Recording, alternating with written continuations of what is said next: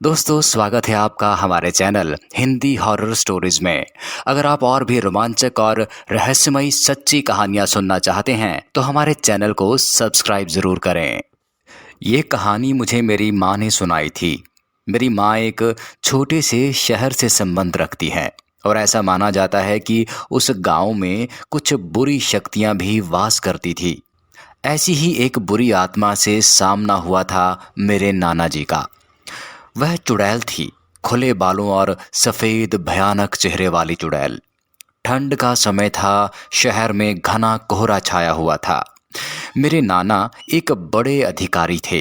रोज की तरह उस दिन जब मेरे नाना अपना काम खत्म कर दफ्तर से घर की ओर जाने लगे तो रास्ते में पड़ने वाले बाजार से वह कुछ सामान लेने के लिए रुके। उनके बाकी साथी सब आगे चले गए और वो पीछे छूट गए थे।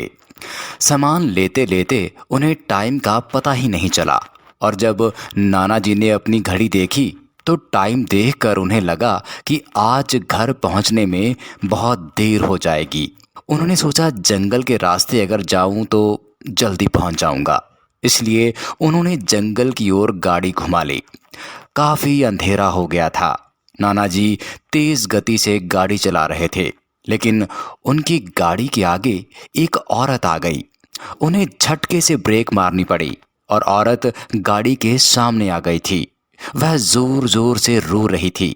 नाना जी को लगा कि वह जरूर किसी मजदूर की पत्नी होगी जो रास्ता भटक गई है।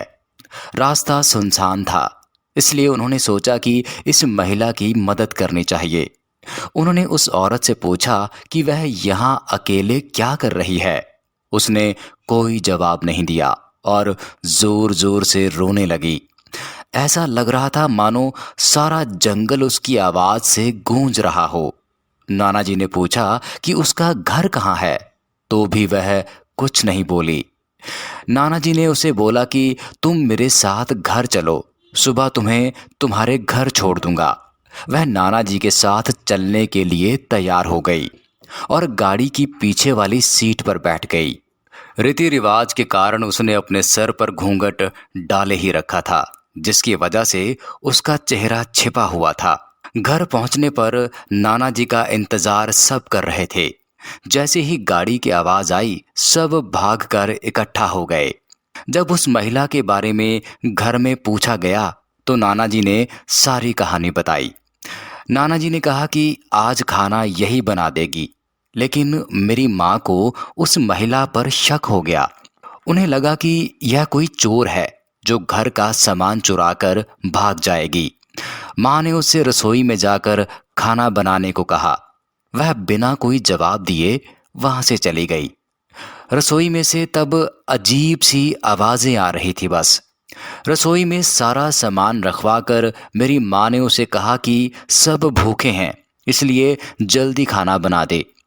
उसे रसोई में भेज तो दिया, लेकिन माँ का मन अभी भी शांत नहीं हुआ। 10 मिनट बाद माँ रसोई में पहुंची तो देखा कि अभी वह थैले में से मछलियां निकाल ही रही थी। यह देखकर माँ को गुस्सा आ गया। उन्होंने उसे बोला कि अभी तक तुमने खाना बनाना शुरू ही नहीं किया, कब बनाओगी? हम सब के सब भूखे हैं। उस महिला का चेहरा अभी ढका हुआ था, इसलिए किसी ने उसका चेहरा नहीं देखा था। माँ उसका चेहरा देखने की कोशिश करती रही, लेकिन उन्हें उसकी झलक भी दिखाई नहीं दी। माँ ने कहा कि कोई ज़रूरत हो तो बुला लेना, लेकिन फिर भी वह कुछ नहीं बोली। उन्हें लगा कि शायद अनजान लोगों से डर रही होगी। माँ रसोई से चली गई, लेकिन जब 10 मिनट बाद वह फिर वापस आई तो रसोई का दृश्य देखकर माँ डर गई। उसके पैर वहीं जम गए। उसके गले की आवाज नहीं निकल रही थी। उन्होंने देखा कि वह औरत रसोई के स्लैब पर बैठकर कच्ची मछलियां खा रही है। सारी रसोई में हड्डियां और मांस के टुकड़े बिखरे पड़े हैं। उसके सिर का घूंघट भी उतर चुका था। उसका चेहरा बेहद खौफनाक था। बाल बहुत बड़े और नाखून एकदम काले थे। वह मछलियां खाने में मगन थी, इसलिए उसका ध्यान माँ पर नहीं गया। माँ भी चिल्लाई नहीं कि कहीं वह और ज्यादा खतरनाक ना हो जाए। माँ ने एक थाल उठाया और वह चूल्हे से जलता हुआ कोयला उठाकर उसकी तरफ दौड़ी। कोयला उस चुड़ैल पर फेंक दिया। आग की जलन की वजह से वह डायन तेज तेज आवाजें निकालने लगी। उसकी आवाज सुनकर सारा घर इकट्ठा हो गया। उसे आग दिखाकर घर से बाहर निकाला गया। उसकी आवाज इतनी तेज थी कि आसपास के लोगों का भी बाहर जमावड़ा लग गया। वह डायन लोगों की भीड़ को हटाते हुए जंगल की ओर दौड़ी। सारे लोग डर के मारे कांप रहे थे और मेरी माँ की हिम्मत की दाद भी दे रहे थे कि अगर उन्होंने सही समय पर कोयले से उस डायन को भगाया नहीं होता तो न जाने क्या हो जाता।